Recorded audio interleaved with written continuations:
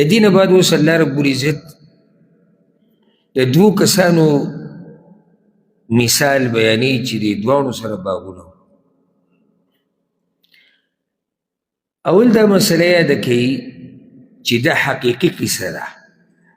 یعنی الله رب العزت داسې مثال نه دی بیان کړی چې هغه دنیا کې دا کار نه دی شوی دا کار شوی دی دا قصه راپېښه شوې وه او داسې ویلی کېږي چې دا دوه کسان چې دې کې ذکر کېږي یو قول دا دی چې دا دوه ملګري او شام کې یو علاقه وه چې د سوریه ویله کېږي یا رمله نوم د هغې رمله کې دا دواړه ملګري دا یو مؤمن و الله یې منو آخرت یې منو دا بل کافر د کافر مالدار او د مؤمن غریب و د سره ډېر څه نه بعضو روایتو کې داسې راځي چې دا دواړه روڼه په بني اسرائیلو کې او دواړه روڼه او دواړو ته سم مال میلاو شوی په جیداد کې ورته ډېر مال پاتې شوی خو دا یو راولګېد او خپل مال خرچ خوراک به یې کوه او د الله په لار کې به هم لګوه دا هغه مؤمن و نو هسې چې ورته پاتې شوي و هغه کمېدو ورو ورو او دی بل هر څه ساتلي و چې د آخرت نه منکر و نه الله منو نه آخرت منو او هېڅ یې نه منو مشرک و یا که الله یې منو خو مشرک و نو دې دواړو په منځ کې ډېره ناشنا بحث مباحثې شوې ده او ډېرې ناشنا خبرې د دوی په منځ کې شوې دي الله رب العزت دلته اوس هغه خبره بیانوي یو سړی به ماته دا ووایي چې مناسبت څه دی یعنې خبره روانه ده څه د جنتیانو د جهنمیانو اوس د دوه مثالونه د مثال د دوو کسانو ولې بیانېږي ګوره نږدې دا خبره وشوه چې کافرانو د تکبر د لاسه دا ووایي چې دا غریبانان د خپل مجلس نه وشړه دلته چې رقم کافر ذکر کېږي دا مالداره دی هم ډېر متکبر و نو الله دا وایي چې تکبر مه کوئ د تکبر انجام هغه دا دی دغه شان مشرکانو کې بعض هغه چې د آخرت نه منکر نو هغوی ته به کوم نصیحت وشو چې دا سړی د آخرت نه منکر و بیا د حال څه ما په دې باندې الحمدلله مستقل درس هم کړی دی یو وخت کې ما په دې باندې مستقل درس کړی دی صرف دا قصه مې پکې ذکر کړې ده او هلته مونږ ښه تفصیل ذکر کړی دی واضرب لهم مثل الرجلین او بیان که دوی ته مثال د دوو سړو و دومره تفصیل ته پکې تلو ته ضرورت نشتی چې دا دې دوو نومونه به څه وو او عمرونه یې څه وو خلاصه دا ده چې دا پوښه دا قصه راپېښه شوې ده بني اسرائیلو په دور کې یو مؤمن و بل کافر و یا خو دا دواړه ملګري او یا دا دواړه وروڼه جعلنا لأحدهما جنتين من أعناب چې ګرځولي وو موږ یو د دوی لره دوه باغونه د انګورونه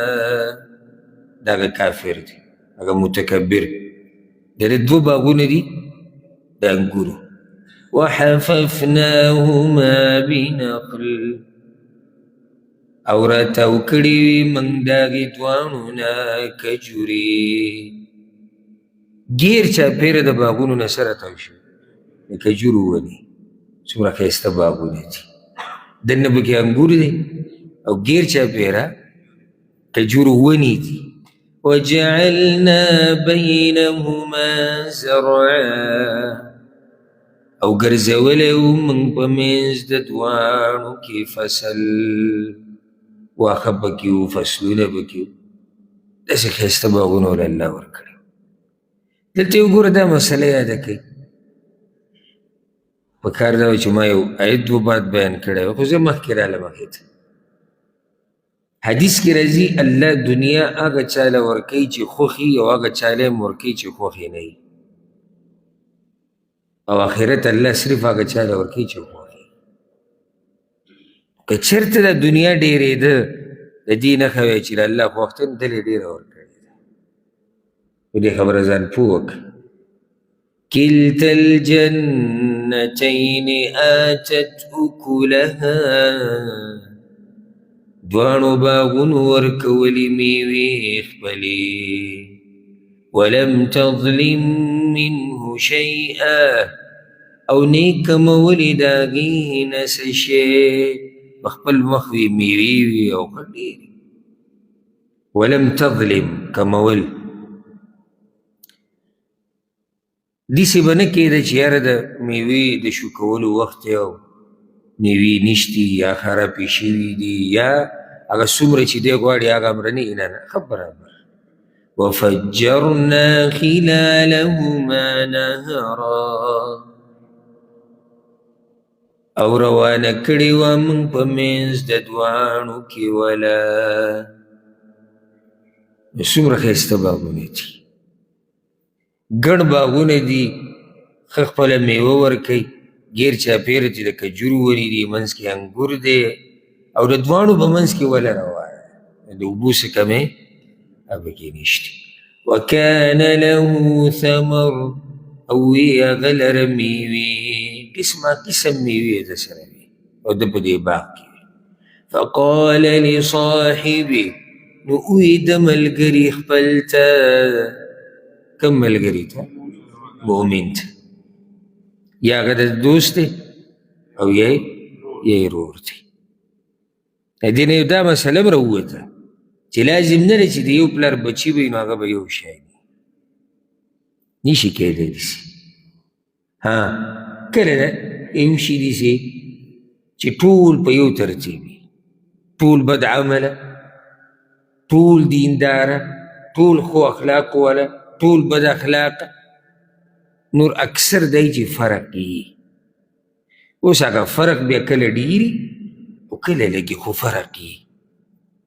نو داسې هم کیدی شي چې د یو پلار بچي دی یو کافر دی او بل مسلمان دی ده ته یو ورځ ووایي ته راشه مړه راشه یو چکر دله دې باغ کې در کوم متکبر و که نه دا یو نیم سړی په زور سړي ته خپله دنیا ښایي په زور او دا ګوره دروند خوی نه دی دا ته ووایم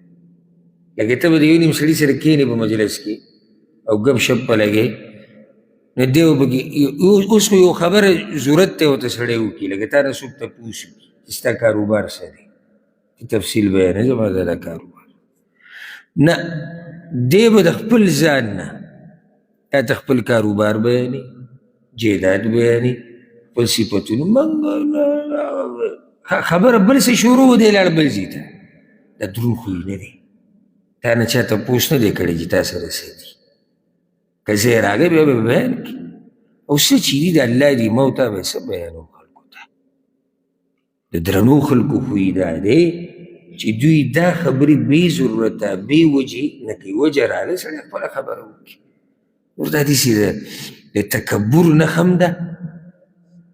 او ما ته خو سادهتوب هم ښکاري چې سړی د ځان نه قیصه راوالي موږ داسې او موږ او دا عادت ما په عربو کې لیدلی دی ډېر ښه عادت او ډېر ښه خوی دوی دا قصې نه کوي زما خو ډېر وخت د عربو سره شوی دی خو د لویې برخې خاوند به وي د دنیا د لویې برخې خاوند او دا با ستا سره نه کوي چې ما سره دا دی او ما سره الا دا که ضرورت راغی او زمونږ دې کې به داسې وینې ډېر چې به د ځان نه قصه شروع کړي دا دی او دا دم درته وي ته راشه مړه راشه یو چکر دلی دې باغونو کې در کوم نو دې لاس نیولې او ځان سره روان فقال لصاحبه وهو يحاوره نو اوی د ملګري خپل ته او د خبرې کولې د هغه سره یا باسې کو د هغه سره نو دې دواړو په منځ کې خبرې روانې او د باغ په دې منځ کې روان دي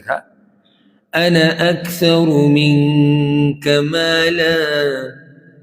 زه ډېر یم ستا نه په مال کې واعز نفر او زورور یم په اعتبار د خلکو یا په نفرۍ کې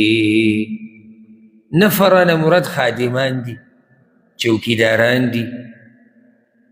دا ټول پکې راځي ما سره چوکیداران هم ډېر دي نفري را سره ډېره ده خادمان دي او مالدار هم یم هسې که سوچ ورته وکړي که نه دا خبره کولو کې ډېره ګرانه ډېره سپکه خبره ده. لکه ته اوس د یو سړي سره روان یې اجي یاره ما سره ستا نه ډېر زیات مال دی او زورور هم یم تا نه. اوس هسې ملګري دي یا خپلوان دي او ناست دي خپل منځ کې یو خبره راله چې څوک به ډېر مالدار وي څوک به زورور وي او خبره وشو. خو ته اوس یو سړي ته وایې راځه چکر ته به ووم او بیا ورته د چکر په منځ کې وایي چې یاره زه ګورې تا نه ډېر مالدار او زورور هم یم خو دا خبره سپکه هم ده. نو دی به لازم سپکې خبرې به یې کولې چې یو سړی د آخرت نه منکر دی او د الله دین نه مني نو درنو خوی ده د کوم ځای نه زده کړی دی. ودخل جنته او ورننوتو یو باغ خپل ته په دې دوو کې یو ته ننوتو وهو ظالم لنفسه او دی ظلم کوونکی و په ځان خپل باندې. نو د ځان سره داسې ظلم کوو دا شرک بارک الله فیک لوی ظلم چې د ځان سره کوو هغه څه هغه دا شرک. ورننوتو دی یو جنت ته دا څنګه یو ته ورننوتو دوی اول په دې یو کې چکر وو هغه یو باغ کې دوی چکر وو په هغه باغ کې ورته ده ووایي زه تا نه ډېر مالدار یم. خو چې دې دویم باغ ته ورننوتو الله وایي دی ورننوتو دی بل باغ ته او دی لوی ظالم و ځان سره یې ظلم کوو په شرک او په کفر سره او متکبر و. نو په دې باغ کې ده بیا د هغه زړې خبرې نه لویه ناروا ووایي. قال وایي ده ما أظن أن تبيد هذه أبدا زه ګمان نه کوم چې ختم بشي دا هېڅکله. یاره دا باغونه او دا زما دا مال چې دی که نه دا ختمېدو والا نه دی دا به همیشه وي او همیشه ده ولې وي چې دا به همیشه هلته دی آخرت نه مني. نو ظالم څه ووایي وما أظن الساعة قائمة او ګمان نه کوم په قیامت باندې راتلونکی یا قایمېدونکی. یاره زما دغه څه ګمان نشته دا قیامت هم نشته. او بیا دې متکبر ته ګوره ولئن رددت إلى ربي او که بالفرض زه واپس کړی شوم خپل رب ته اول خو شتي نه او زه تا سره به یې زه ومنم ته خو چې قیامت شتي که نه که واپس شوم او قیامت راغی لأجدن خیرا منها منقلبا نو خامخا وبمومم غوره د دې نه زه د واپس کېدو. آخرت خو شتي نه او کوو نو الله به ماله د دې دنیا نه هم غوره راکوي. داسې دی متکبر دا خبره خو یا د مسخره کوله چې آخرت نشتی او که آخرت ووجو زه به پکې ټولو نه خیر او یا دا د کافرانو عقیده و د بعضو د هغوی دا عقیده وه چې په دنیا کې څوک مالداره دی او نعمتونه ورسره دي آخرت کې به ده ته هم دقه میلاویږي او دې باندې دلیل قرآن کې شته سورة مریم کې دي افرأیت الذي کفر بآیاتنا وقال لأوتین مالا وولدا. الله وایي هغه سړي ته دې کتلي دي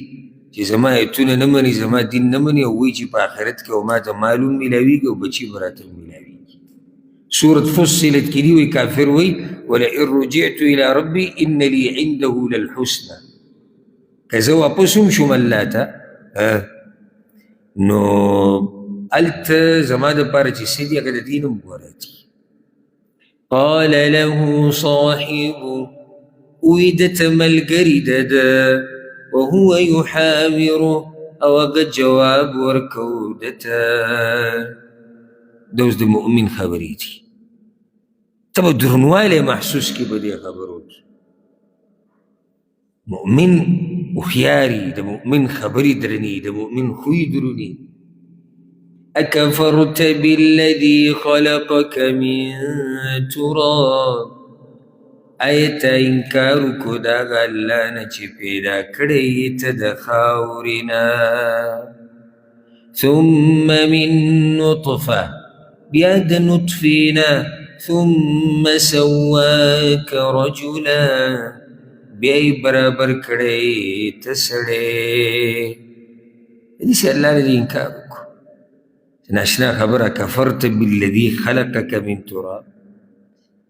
منکر شوی ته د هغه رب نه چې ته پیدا کړی د خاورې نه، ته پیدا کړی او ته ترې منکر شو. ها اشاره وله دې ته هم ورکړه، دی خو د آخرت نه منکر دی چې آخرت نشتی کنه. نو چې چا د خاورو نه پیدا کړی نو هغه رب په دې قادر دی چې تا بیا پیدا کړي. دی ورته په دې خبرو کې ووایي، ورته وایي که نو ته پیدا کړی. نو چې چا اول پیر پیدا کړی هغه دپاره د دویم پیر راپاسول څه ګران خو نه دي. الله یبدأ الخلق ثم یعیده، قرآن کې دي الله اول پیر دا مخلوق پیدا کړی دی او بیا به پیدا کوي. په سورة قاف کې به راشي الله وایي افعینا بالخلق الاول، ولې دا اول پیر چې ما دا مخلوق پیدا کړی زه څه ستړی شوی یم چې بیا یې نشم پیدا کولی. ستړی شوی خو الله نه دی چې یو پیر ته مني چې الله پیدا کړی، نو چې الله پیدا کړی هغه به بیا پیدا کوي. او هغه ته د خاورې نه پیدا کړی، بیا یې پیدا کړی د نطفې نه، د منۍ د قطرې نه. ثم سواک رجل، بیا یې ته برابر کړی پوره سړی. اصل کې موږ ټول پیدا یو د خاورې نه. هغه په دې او را به شي دغه حدیثونه انشاءالله بیان به هم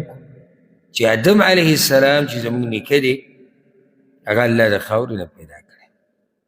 بیا د هغې نه بعد دا سلسله داسې روانه ده چې هر یو بیا د نطفې نه پیدا شوی. ثم سواک رجل، بیا ته جوړ کړی پوره برابر ښایسته. سورة المؤمنون کې به راشي الله وایي ولقد خلقنا الانسان من سلالة من طین، ما انسان پیدا کړی د خټې نه، بیا د نطفې په شکل کې ودی. ثم خلقنا النطفة علقة فخلقنا العلقة مضغة فخلقنا المضغة عظاما فكسونا العظام لحما. الله وی بیا نطفې نه د وینې چم جوړ شوی دی، د وینې چم نه بیا د غوښې چم جوړ شوی دی، بیا پکې هډوکي پیدا شوي دي، بیا ورته سرمن اچولی شوی ده. ثم انشأناه خلقا آخر،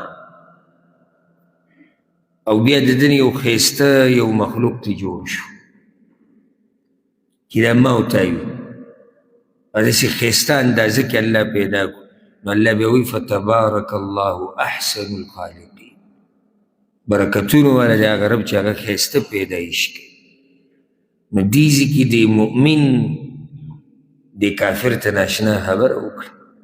اوس د خپلې عقیدې اعلان ورته هم کوي، ګورې چې ستا خو دا خبرې دي خو زما دا هم واوره. لکنه والله ربي، مگر زه وایم چې دغه الله رب زما دی. ولا اشرک بربي احدا، او زه نه شریک کوم د رب خپل سره هیڅوک، زه خو شرک نه کوم. دې ته وایي عقیده د مؤمن رضا دی په هر هغه څه چې الله وله ورکړي. حالانکې دی ګورې د هغه نه په مال کې څه دی کم دی. د کمو خلکو چې اسلام یې قبول کړی دی مؤمنان هم دي خو ایمان یې کمزوری، نو ده بیا د ایمان دی پورې د الله سره د محبت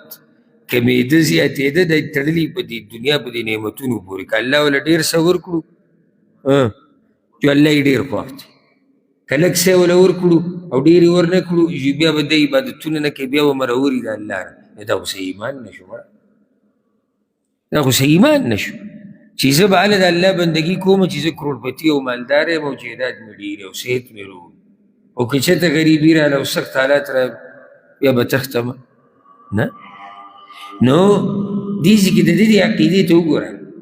چې زه خو ګوره دغه رب خپل رب ګڼم او صرف د هغه بندګي کوم او څوک ورسره نه شریک کوم. ولولا اذ دخلت جنتک، اولی نو کله چې ته ورننوتې باغ خپل ته، قلت ما شاء الله چې ویلي وې تا چې څه الله وغواړي هغه کیږي لا قوة الا بالله او نشتی طاقت مگر په مرستې د الله سره دی دا له پکار و چې دا دې ویلی ماشاء الله څه چې الله وغواړي هغه کیږي او دغه شوي دا ماله چې چا راکړي دغه الله راکړي لا قوة الا بالله نشتی طاقت مگر هغه چې الله ماله راکړی دی ګرې زما به څه طاقت دي او حدیث کې داسې راځي د انس بن مالک رضی الله عنه روایت ته امام بیهقي راوړی دی وایي که رسول الله صلی الله ما انعم الله على عبد نعمه من اهل او مال او ولد کله چې الله یو بنده له یو نعمت ورکړي که هغه نعمت د ده په خاندان کې د مال په شکل کې د بچي په شکل کې فیقول ما شاء الله لا قوة الا بالله دا حدیث په زما دا ګومان تقریبا یقین ته نږدې دی چې دا به تاسو نه اورېدلی او دی خپل مال او بچو د نعمت ته وګوري فیقول ما شاء الله لا قوة الا بالله او دی دا ووایي فیرى فيه آفة دون الموت دی به چېرته په دې نعمتونو څه مصیبت ویني نه سوای د مرګ نه چې مرګ لیکلی شوی دی اورېدلی هم دی دا مخکې د امام بیهقي دا روایت راوړی نو دلته چې سم ته وینې په خپل مال کې تجارت الله درکړی دی ځمکه د سره ده بچي کور ښځه زور ښایست علم هوښیارتوب سړیتوب دا ټول نعمتونه دي روغ صحت نو ماشاء الله لا قوة الا بالله تبارک الله چې موږ وکړه چې د بل چا نعمت ویني حدیث کې راځي رسول الله صلی الله علیه وسلم وایي تاسو کې چې څوک د خپل ورور سره داسې څه ویني چې تعجب کې واچي نو د برکت دعا دې وله وغواړي د بل دپاره بیا ته به تبارک الله ها که ماشاءالله ورسره وایي نو ماشاءالله تبارک الله او اصل ټکی کم یو دی تبارک الله اصل دا دی تبارک الله ځکه دا دعا ده چې الله دې پکې برکت واچي او چې د خپل نعمت کې څه ویني ماشاء الله لا قوة الا بالله ولې لا قوة الا بالله دلته چې چېرته ستا زړه کې دا رانشي لکه څنګه چې دې کافر په زړه کې راغلی چې دا څه چې دي دا زما کمال دی لکه دا خبره دغه هم کړې وه که نه قارون انما اوتیته على علم عندي دا موږ پوه خلک یو د هغې د لاسه دا زور موږ سره دی بعض وایي دا زما هوښیارتوب دی بعض وایي دا زما زور دی دا ټولې خبرې به غاړې ته کړي ته به لا قوة الا بالله دلته را ذکر داسې راغلی دی او څنګه چې راغلی دی موږ به د هغې اهتمام کوو نو قرآن کې ماشاء الله لا قوة الا بالله دی او حدیث کې هم دغه ما چې ذکر کړو د انس بن مالک ده نو په دې کې هم څه دي لا قوة الا بالله او کم ذکر چې شریعت کې راشي نو هغه به هم هغه شان وی څنګه چې راغلی دی مخکې خبره روانه ده إن ترني أنا أقل منك مالا وولدا کچرینی تمال رچز کم یمستان پمال و بچوکی فعسى ربي ننجديد چه رب زمابا أن يؤتيني خيرا من جنتك رابك ما تغورا دباغستانا دا مؤمن شان بیان شو مؤمن با بلته پسخیږي نه چې د خولې نه لاړې ساسي چاته چې وګوري چې یاره به دا څنګه دا جدل الله ولې ورکړي نه ته به د خپل رب نه امیدونه ساتي ځکه حسد دروازه بنده شوه حسد دروازه کله کولاویږي چې ته خپل رب ته دې توجه نه وي که ما او ستا سره ولیدو ګاډی ښایسته او مزېدار نو زه تا سره حسد ولې کوم او که زما ورته ضرورت وي د خپل رب نه به وغواړم که نه د الله په خزانو کې دقه یو ګاډی و او هغه به تا نه علي ماله به راکوي څه خبرې دي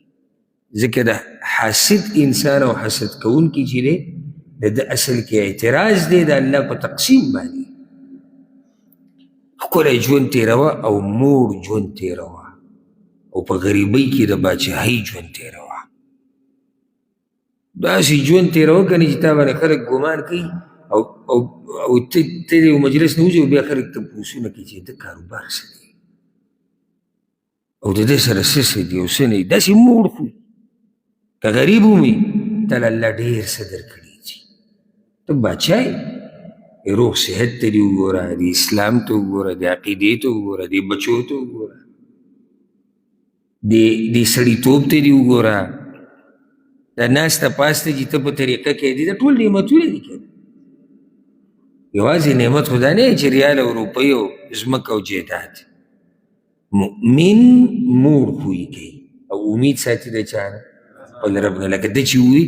وی نږدې ده چې زما رب به ماله ستا د دې باغونو نه غوره راکړي دې د الله نه غوره دغه باغونه نه غواړي دا د مؤمن امید دی داسې ترې نه غواړي د دې نه غوره چې غواړي بیا خو ترې سم غواړه هغه سره داسې خزانې دي ويرسل عليها حسبانا او راوبلیږي په دې باندې عذاب من السماء د اسمان نه فتصبح صعيدا زلقا نو وبګرځي میدان خویا دا خبره ورته ولې وکړه دا ورته په دې وکړه وي که ستا دا حالي دا کوم چې ستا دی نو ستا په دې باغونو باندې به ګوره عذاب ډېر زر راشي او داسې عذاب به پرې راشي چې یو ښویه میدان به ترې جوړ شي هر څه به ختم شي او یصبح ماؤها غورا یا به وګرځي اوبه د دې وچې غوره یعنې ویښته به ورسي په ځمکه کې به ورننوځي وچې به شي تا ته به راښکاره کېږي نو بیا به ته څه کړي او قرآن کې الله رب العزت دا خبره کړې م د یو ځای کې قل ارأیتم ان اصبح ماؤکم غورا فمن یأتیکم بماء معین که چېرته د اوبه په دې ځمکه کې ننوتې او ختمې شوې نو څوک بیا دی چې ستاسو لپاره اوبه را پیدا کړي هېڅ زور بیا د چا سره نشته چې هغه دا اوبه را پیدا کړي بعض مفسرین وایي دا د خیرې کړي دي بعض داسې وایي مطلب د خبرې دا دی چې الله دې ستا په دې جنت باندې او په دې باغ باندې عذاب راولي نو دا اوبه دې ته الله ختمې کړي نو خیرې ولې کولې وایي دا غیرت و د الله دپاره چې ته سوچ وکړې چې د یو مؤمن په مخ کې یو سړی ووایي تېره دا آخرت هم نشته او دا نشته دا هېڅ هم نشته دا خو هر څه زموږ زور دی دا ته څه خبرې کوې چې الله او آخرت په دې کې به غیرت نه راوچتېږي د غیرت د لاسه او د غوسې د لاسه چې ته دغه الله نه منې او آخرت نه منې نو الله دې ستا په دې باغونو باندې عذاب راولي فلن تستطيع له طلبا نو هیڅ چېرې طاقت به نه لري هغې لره د طلب کولو دغه اوبه چې ورننوتې نو بیا به ستاسې طاقت نه وي الله اکبر او قصه بیا داسې شوه الله وی واحیط بثمري او راګیر کړې شوې او راګیرې کړې شوې میوې د ده راګیرې کړې شوې په څه کې عذاب کې مشهد البوار والدمار دا اوس هغه مشهد دی د تباهۍ هغه منظر دی چې دی واحیط بثمري دا خیری دغه مؤمن قبول شوي د بېغمه پروت دی د شپې د تکبر د لاسه لاړ او کور ته او داسې خاندلي او مؤمن پورې چې سحر راغی نو الله احیط بثمري دا میوې ټولې د ده د دې باغونو په عذاب کې راګیرې کړې شوې وي فاصبح یقلب کفیه نو وګرځېدو چې اړول راړولې ورغوي خپل على ما انفق فيها پاگه سچی خرچ کریو دا پاگه که دغه خلاړو د باغونه خلاړو کم مالی چې لګول نو دا لاسونه خلک کله چې په انسان باندې سخت راشي که نه دا ورغي ویاړې راړې دا لاسونه افسوس د لاس وهي خاویة على عروشها او هغه باغونه را غورځېدلي وو په چتونو خپلو باندې هر څه د ځمکې سره لیو شوي پراته ختم و دا هر څه دې ټیم کې دته دغه مؤمن دوست او ورور خبرې رایادې شوې چې ماله نه وه په کار چې ما هغه لویې لویې خبرې او ګټې ګټې کړی نو زرې ووې ویقول اویده یا لیتنی های افسوس دی لم اشرک بربی احدا چې شریک مې نه وی ګرځولی د رب خپل سره هیڅوک چې ما چېرته شرک نه وی کړی زه موحد وی زه مؤمن وی ځکه بعض مفسرین دا وی دا دلالت کوي په دې باندې چې د توبه ویستې وه بعض دا وی دا دلالت کوي په دې باندې چې د شرک او د کفر نه توبې تې ویستې وه الله رب العزت وی ولم تكن له فئة ينصرونه من دون الله او نو دل رهیس دل چې مرستې کړې وې د ده سره سوا د الله نه هغه مؤمن ته خو دې ویلي و که نه وی ما سره نفري څه ده ډېره ده الله وایي دې ټیم کې څوک نه کله چې عذاب د الله راشي که نه نو بیا د الله نه له ستا څوک مرسته نشي کولی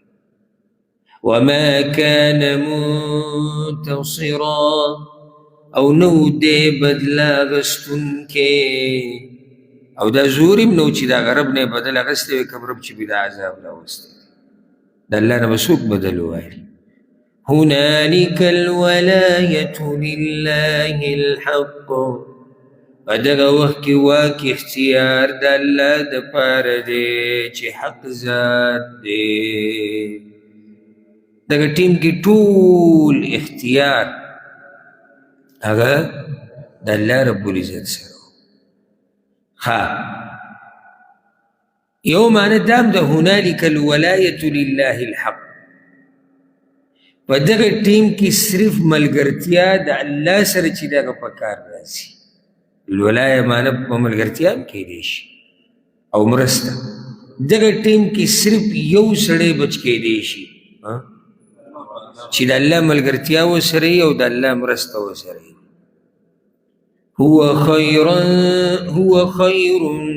هو خير